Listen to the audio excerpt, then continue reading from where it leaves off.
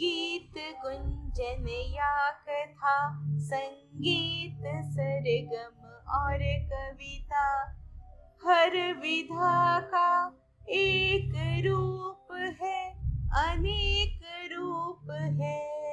विविधा विविधा विविधा विविधा।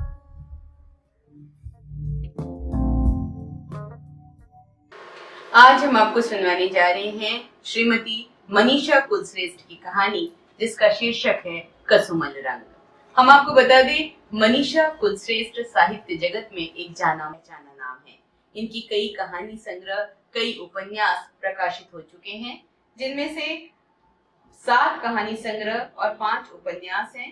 कहानी संग्रह में कठपुतलियां, कुछ भी तो रुमानी नहीं, बौनी होती परछाई, केयर ऑफ स्वात घाटी, गंधर्व गाथा, अनामा, रंग रूप रसगंध और 5 उपन्यास, जिसमें शिगाफ, शाल भंजिका, पंचकन्या, स्वप्नपाश, मलिका, हरिश्चंद्र की प्रेमिका पर जीवनी परक एक उपन्यास है मलिका, और यात्रा वृत्तांत, बिरजू लय कला वैचारिकी पर पुस्तक होना अतिथि कैलाश का।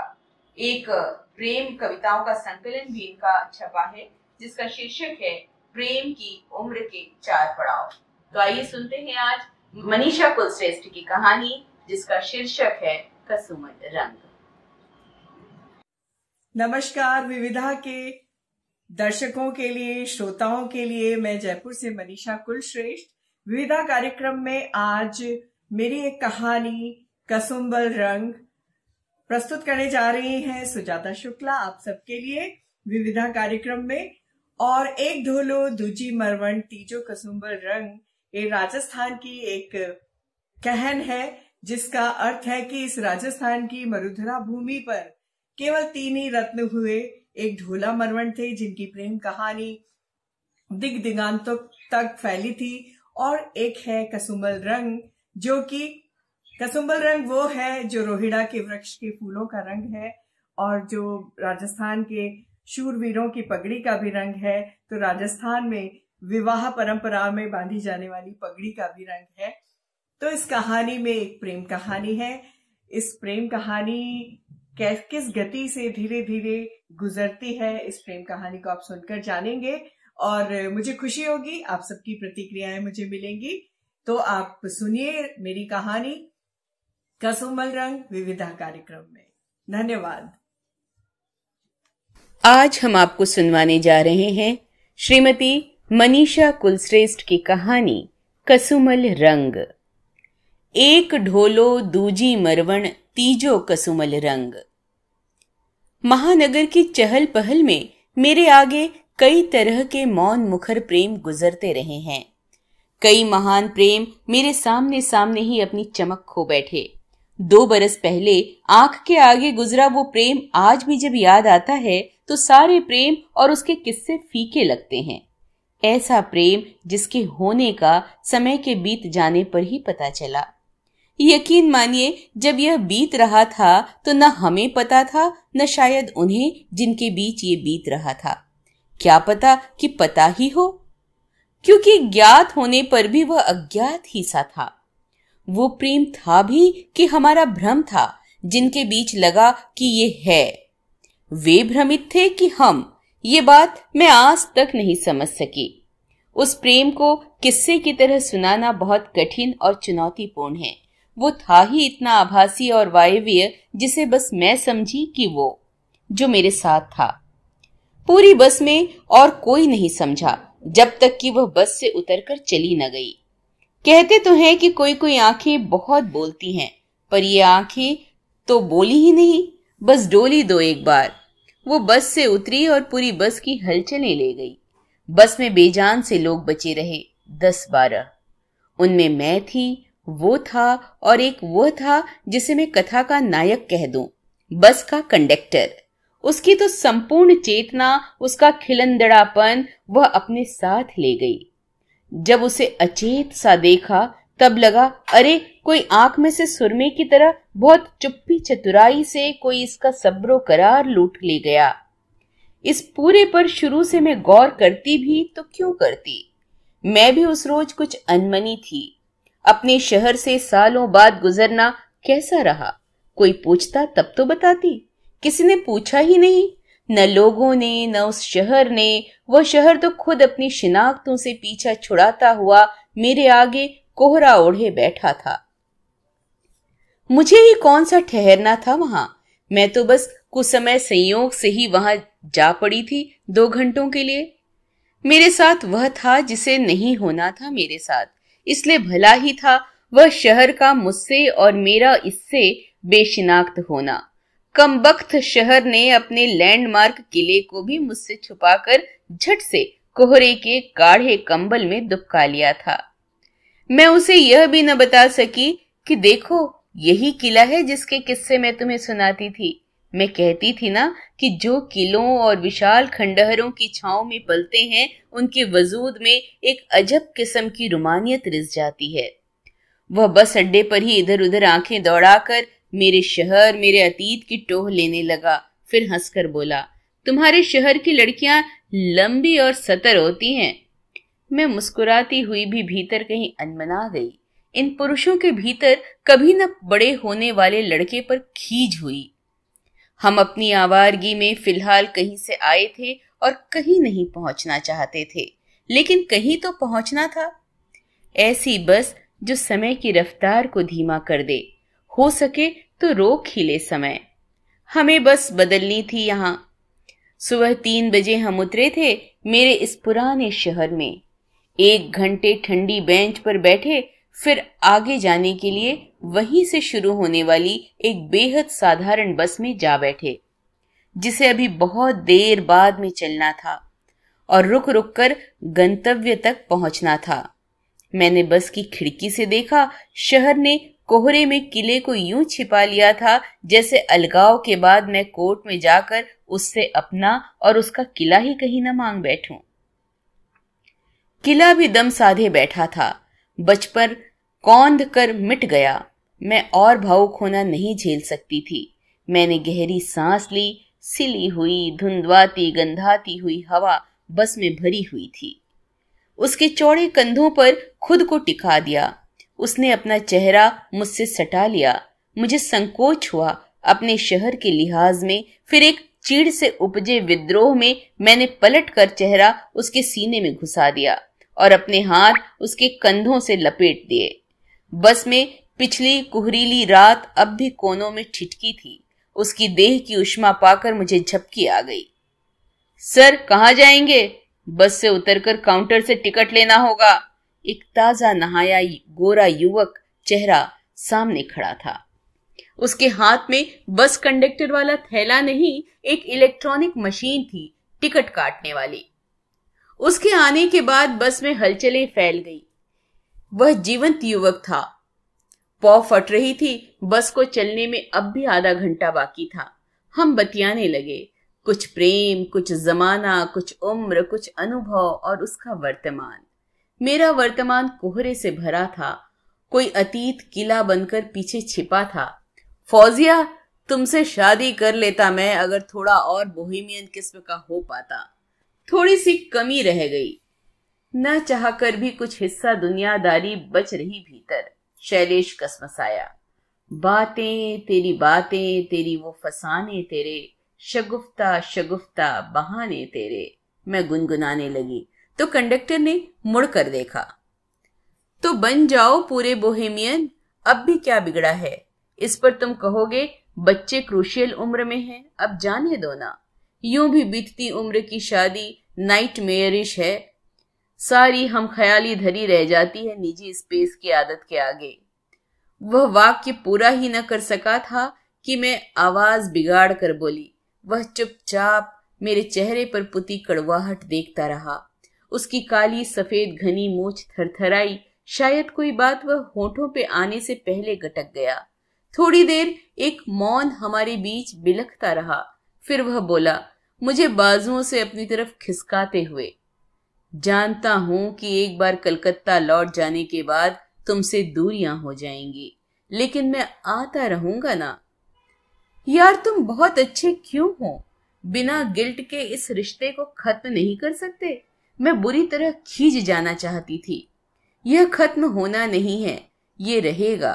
वह पता नहीं किसको बहला रहा था। ये पैटर्न तो वही है शैलेश, जो एक्सपायरी डेट आने पर हर प्रेम का होता है। सुनो, गिल्ट मत रखो मन में, एक दिन तो लौटना ही था ना तुम्हें।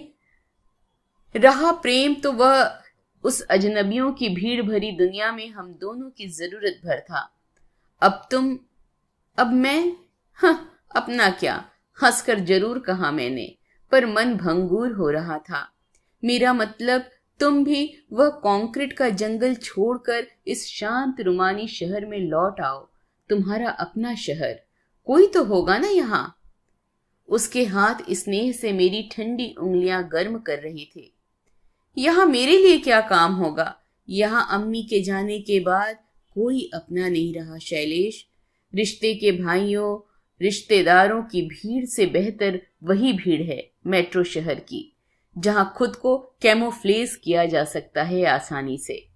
जैसा तुम कह रहे हो कि यानी वहां तुम्हारे अक्सर आने की उम्मीद बची रहेगी। हम बेजा बातों के लच्छे लपेट रहे थे, जिसका कोई मतलब नहीं बचा था।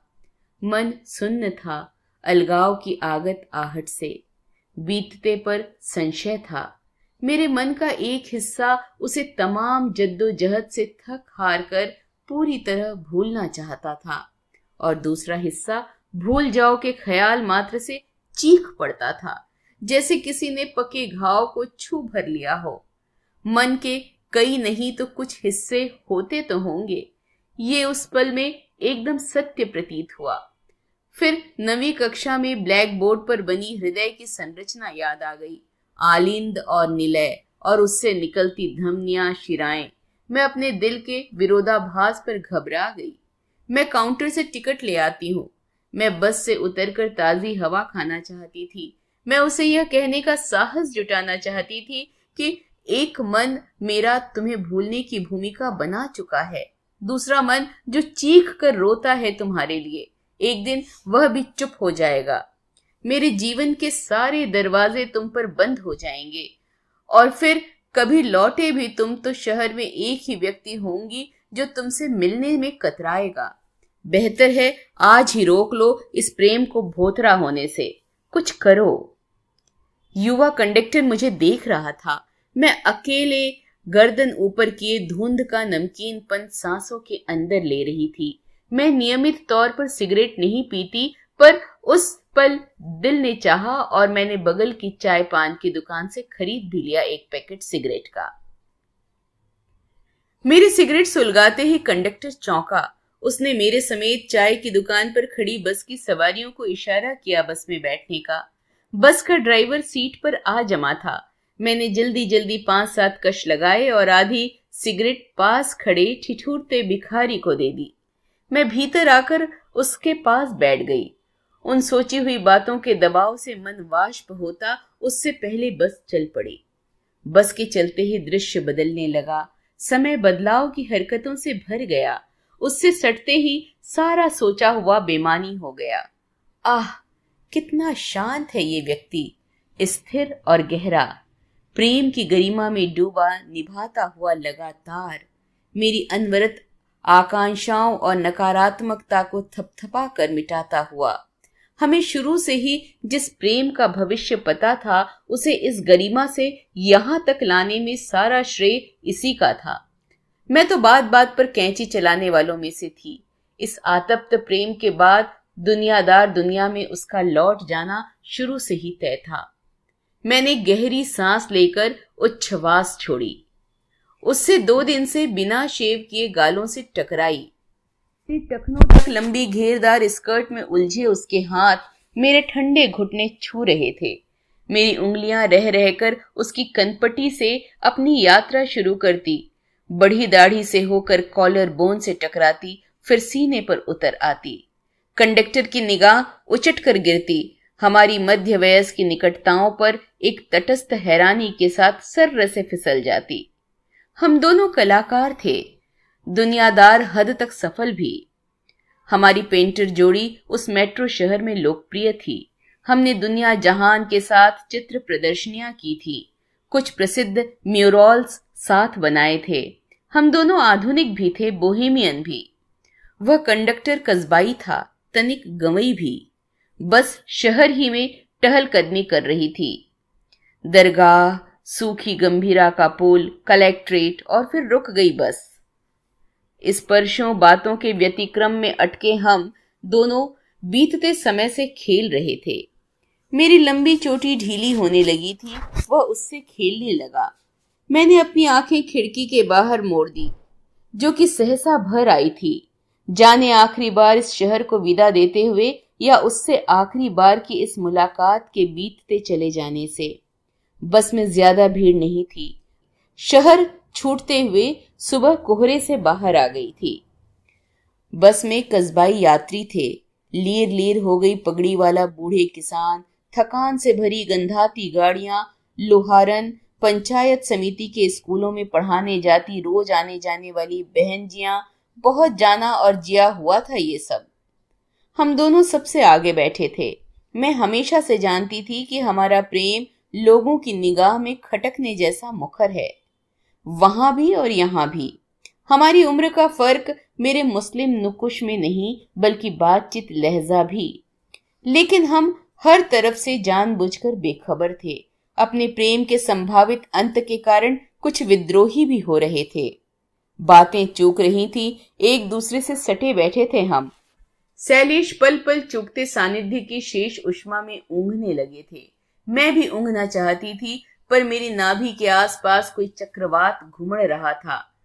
क्या यह वही कविता थी जो रात नाभि के आसपास गूंजी थी, जब मैं उसके कंधे पर टिकी? मेरा सिर नहीं रहा था, कोई दरकती चट्टान बन गया था। उसने आंख खोलकर आंख ही से पूछा, क्या? मत जाओ ना। लेकिन मेरा गला सूख कर कंटीला थूर बन गया था। शब्द जो बाहर आना चाहते थे उन कांटों में फंसकर मर गई तितलियों में बदल गए थे। क्या निकलता निरर्थक बातों का। गांव पीछे छूट रहे थे। टिकट बांटता हुआ युवा कंडक्टर सबसे बतिया रहा था, हाल चाल पूछ रहा था, रोज आने जाने वालों से, किसी वृद्धा यात्री से मजाक भी कर रहा था। एकाएक उसकी अस्थिरता बढ़ गई। वो हमारे पास आकर बोला, सर ये सूटकेस को अंदर को सरका दो। मेरा सूटकेस ड्राइवर के कैबिन के ठीक बाहर रखा था। मेरे चेहरे पर प्रश्न उभरा कि क्यों भाई? तो वो बोला, सवारियां आएंगी ना। कैबिन में बस एक लंबी सीट थी बस के स्टाफ के लिए। बस में पीछे खाली सीटें थी। उसके कहने से सूटकेस हमारे पैरों के नीचे आ फंसा। हमारी आरामदेह मुद्रा खंडित हो गई। हमने उसे मन ही मन कोसा। फिर वह हमारी सीट के पास सर रखकर खड़ा हो गया। हमारी सीट के ऊपर सामान रखने वाली जगह में हमारे बैग को वह खिसका रहा था। शैलेश ने शांत भाव से उससे कहा, अब क्या हुआ? सर, यहाँ ऊपर मेरा गद्दा और रजाई है, बिछाकर आराम करूंगा। आप बोलो तो आपका सूटकेस ऊपर रख दूं? श को स और स को श या फिर स को ह कहने का निपट मेवाड़ी ढंग मुझे गुदगुदा गया। उसने जोर लगाकर सूटकेस हमारे पैरों से निकालकर ऊपर फंसा दिया। हम फिर स्वतंत्र थे, पैरों में पैर उलझाने को। कंडक्टर के चेहरे पर बहुत दबी मुस्कान मुझे दिखी। वहां से उसने अपना गद्दा और रजाई निकाला। ड्राइवर के कैबिन में सीट पर करीने से पहले उसने रजाई बिछा दी। अंदर इंजन के ढके बोनट नुमा हिस्से पर उसने गद्दा यूं ही पसार दिया। उसका नीड़ सा तैयार था, पर वह सोने की जगह बस में घूमकर टिकट के पैसों की वसूली कर रहा था या चिल्लर लौटा रहा था। काका साहब, फटाफट हिसाब पूरा कर लो। ये लो बाकी के 7 रुपए। किस किस का टिकट बाकी है? जल्दी जल्दी करो आंटी जी। जब तक वह निपटा टिकट बांटने चिल्लर लौटाने के काम से, तभी बस रुकी। किसी कस्बे के बाहर बना बस स्टैंड था वो चिल्लाया, गुलाबपुरा गुलाबपुरा। एक मरून लुगड़े वाली भीलनी अपने बच्चे के साथ बस के भीतर झांकी।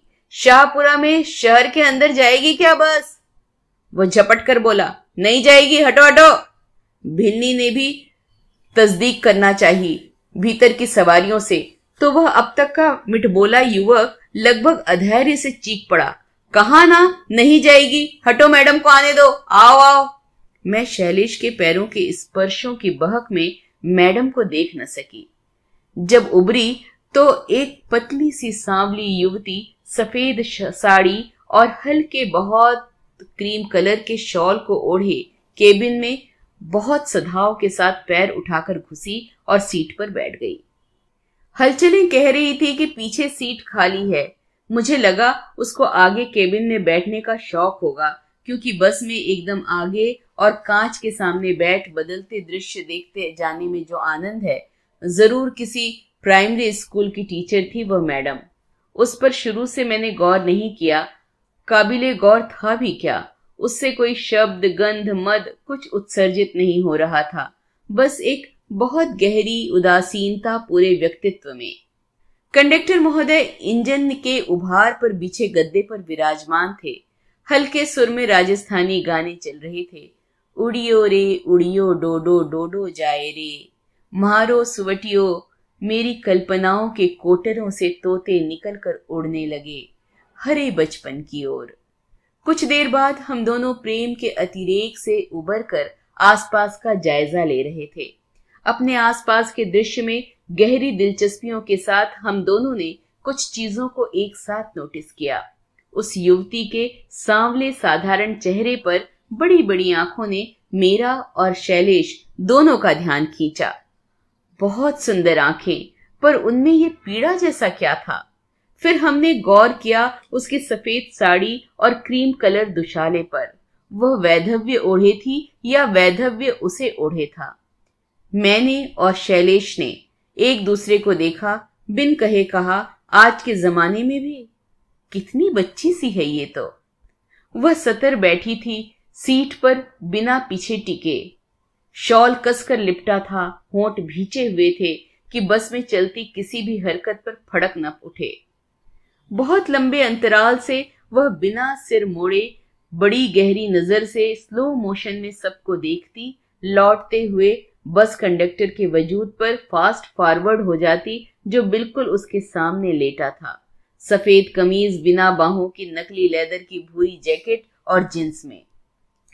विधवा की मांग से सोना तो कुछ नहीं होता, शैलेश मुझसे फुसफुसाकर बोला। बेवा ना हो तो सिंगल हो? मैं गैर शादीशुदा हूं, सफेद कपड़े मेरी भी पसंद में शुमार हैं। मांग आजकल कोई नहीं भरता। हाँ, तुम्हारे प्रदेश में आज भी नाक से लेकर, मैंने उसके कान में कहा, तो वह युवती समझ गई कि हमारी कानाफूसियों का केंद्र वह है। तो तुम खुद ही देख लो ना। गौर किया हो तो लड़कियां शादीशुदा औरतों की मांग में ये सन्नाटा नहीं होता, किसी शहर की बंद छोर वाली मजलूम गली सा। शैलेश के ऐसा कहने मात्र से मुझे उसकी मांग कोई उजाड़ सुनी गली लगने लगी। उस पर बहुत बड़ी और घनी बरौनियों वाली आंखें, गली के मुहाने पर उगे दो पीपल, जोटती तो उदास करती ही, गिरती तो रुला ही जाती। एक तटस्थ और अडिग दुख वहां जमा हुआ था। उसकी आंखें केवल आंखें नहीं थी, चांदनी में भी सुलगता हुआ कोई रेगिस्तान थी। सारे संसार में विधवाओं के पोशाक चाहे जैसे हों, वे मांग भी न भरती हों, पर आंखों का सूनापन अनायास किसी लहलहाते खेत का बंजर और रेतीला हो जाने जैसा था। पूरी सफेद साड़ी कोमल संवलाई देह पर विराग जगाए लिपटी थी। पैर में सादा अंगूठे वाली काली चप्पल, स्याह बालों को पूरे अनुशासन में जमाकर पल्ले की निगरानी में भीतर रखा था। रंग बस शॉल में ही था, हल्की पीली झाई जो वैधव्य भंग करना चाहती हो। क्या पता यह किसी एसटीसी स्कूल या बीएड कॉलेज की यूनिफॉर्म हो।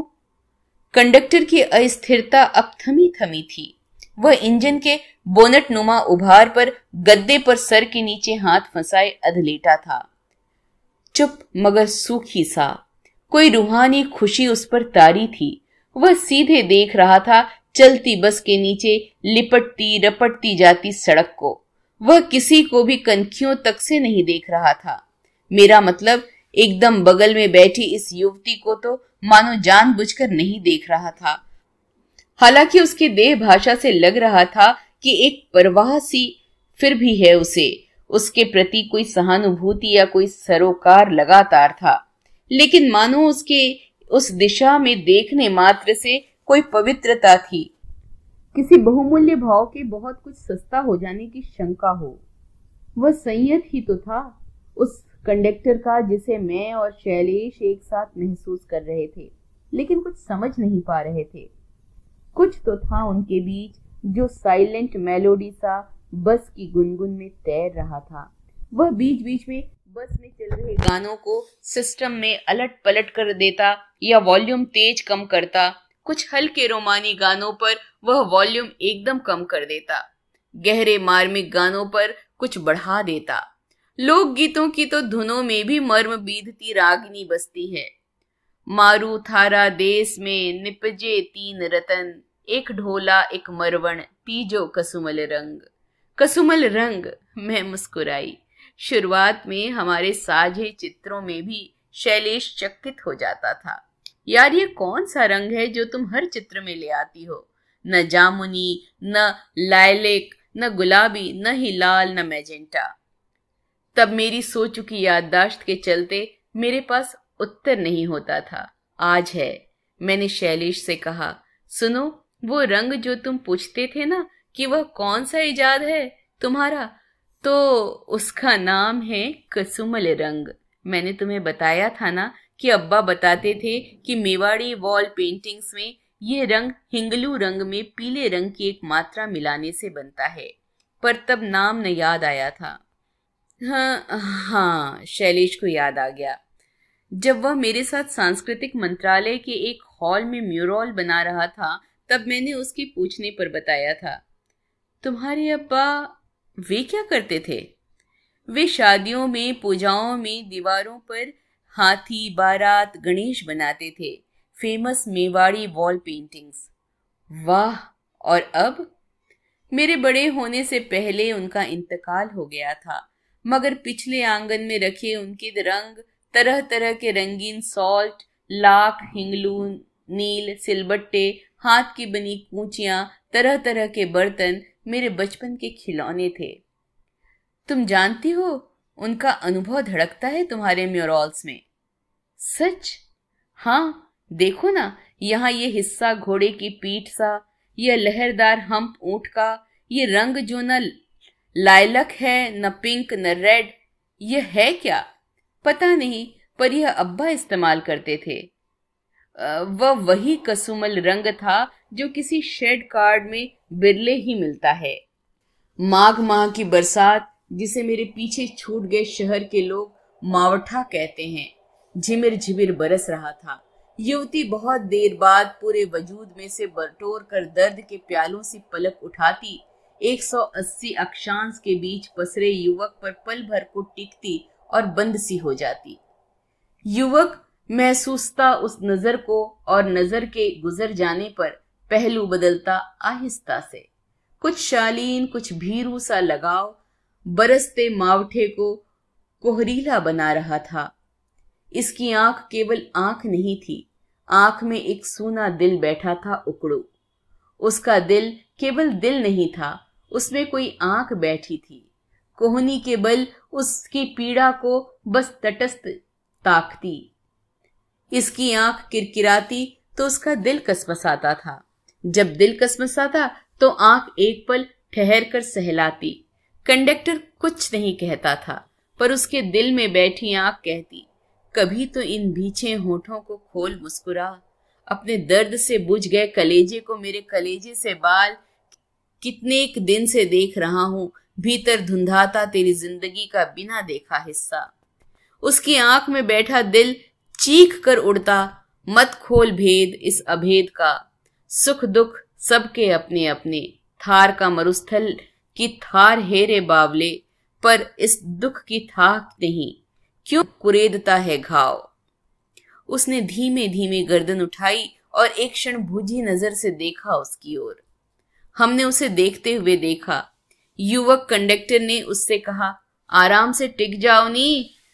वह हिली तक नहीं, पर मुझे लगा कि उस युवक ने चुपचाप उसकी सूनी आंखों की मुंडेर पर दिया जलाकर रख दिया है। वे चमकी एक पल को ही सही, सुख में तो बदला दुख। एक ही पल को सही, बदल गई बदली। न सही फुगनिया जड़ ही में सही भर गया हरापन। कंडक्टर चपल हो उठा, बतियाने लगा ड्राइवर से। वह सुनती रही गुमसुम, अपलक तकती रही विपरीत दिशा में जहां तेजी से गुजरते दृश्य थे। यात्रा बीत रही थी, उसकी आंखें विरोधाभासी थी। जितनी गहरी शांति थी उनमें, उतने ही ज्वार भाटे थे। 50 मिनट की थी उस युवती की यात्रा, और ये 50 मिनट शैलेश और मैं अपना संभावित स्थायी बिछोह भूलकर मगन थे कंडक्टर और मास्टरनी की इस केमिस्ट्री को समझने में। चूंकि हम बिल्कुल ही सामने बैठे थे, तो उस शालीनतम और बहुत पतले कांच से रुझान को अपनी कानाफूसी से मलिन और भंग करने का साहस हम भी नहीं कर सके थे। हमने अपनी आंखों और महीन मुस्कानों से सब कुछ कह सुन और बांट लिया था। उनकी आरंभ होती अस्पष्ट और नाजुक दास्तां नैतिकता के बियावां में हमसे कहीं ज्यादा सहमी हुई थी। हम न जाने कैसे जान रहे थे कि कंडक्टर बस उससे इतना चाहता था, न हंसे खिलखिलाकर और लड़कियों की तरह, पर हौले हौले मुस्कुरा तो सकती है, न ले बगीचों के झूलों पर पिंगे, बस कि इस सीट पर आराम से टिक तो सकती है 1 घंटा। उस युवती का पड़ाव आ गया था। मैडम, विजयनगर आ गया। बस रुकने से पहले कंडक्टर कूद पड़ा कैबिन से बाहर। उतरने वालों का बस के दरवाजे पर जमावड़ा था। मोटी गाड़ियां लुहारन अपनी मलिन पोटलियां उतारने को उतारू थी कि कंडक्टर ने एक धीमी डांट से सबको रोककर जगह बनाकर मैडम को उतार दिया। गाड़ियां लोहारन की एक पोटली उठाने में उसकी कोहनी अनजाने युवती के कंधे से छू गई। उफ! एक बहुत क्षीण मुस्कान कौंधी और बिला गई निर्वात में।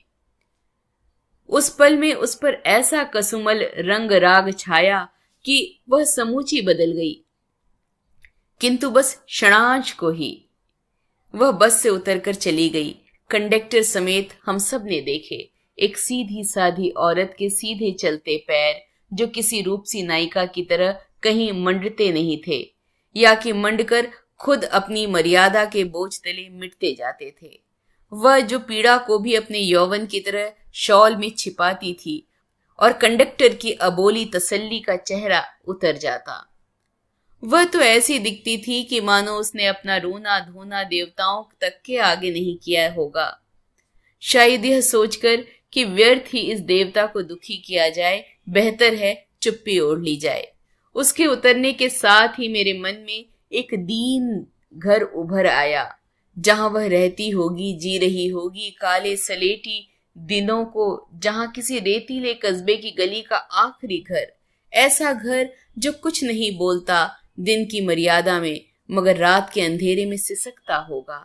जिस आंगन में कबूतरों की गुटरगू होती होगी, वहां जब आंगन के नीम पर और छज्जों पर कौवे उतरते होंगे हर शाम, सूने मैदानों में खड़े ठूंठ से उठती होगी उल्लू की आवाज।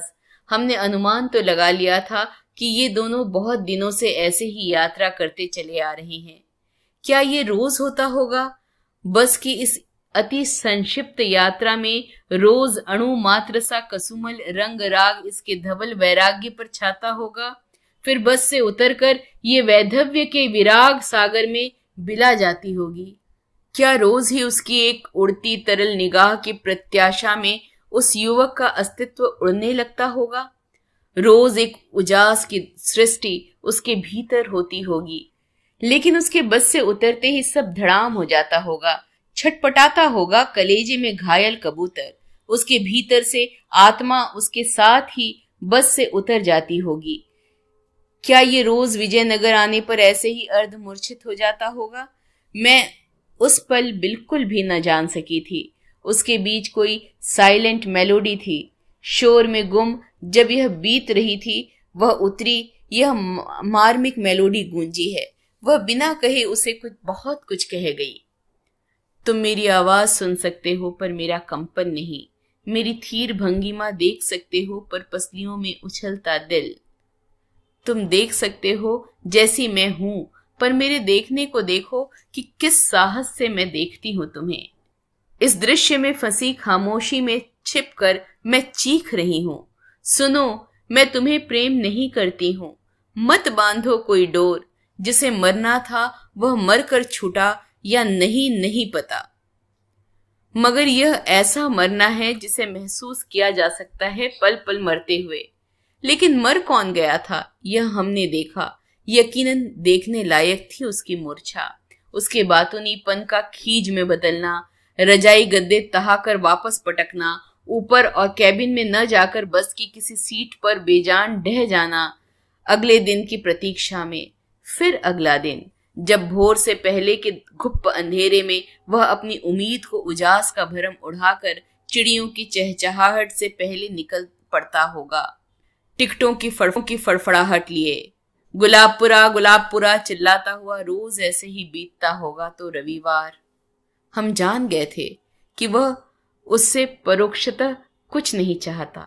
वह तो बस चाहता है उसके घावों की टीसें सोख लेना, उसकी जिंदगी के लू के मौसमों को बस 1 घंटे के लिए बदल देने के लिए छटपटाता है कि उसके मन को ढाढ़स मिले तो कैसे मिले। वह जानता है वह उसे क्या दे सकता है, बस थोड़ी सी राहत, कुछ देर का यह एहसास कि कोई है जिस पर तुम कुछ देर टिक सकती हो। भावना, भरोसा, तसल्ली, ये कोरे शब्द उस निःशब्दता में, उस कंडक्टर के हर स्पंदन में सिहर सिहर जाते हैं। जब वह बस में चढ़ते ही साधिकार कैबिन में घुसती है, गुलाबपुरा आने से जरा पहले खाली कराई गई पूरी सीट पर बिछाए सफेद बिछौने पर बैठकर उस बिछाए जाने को सार्थक करती है।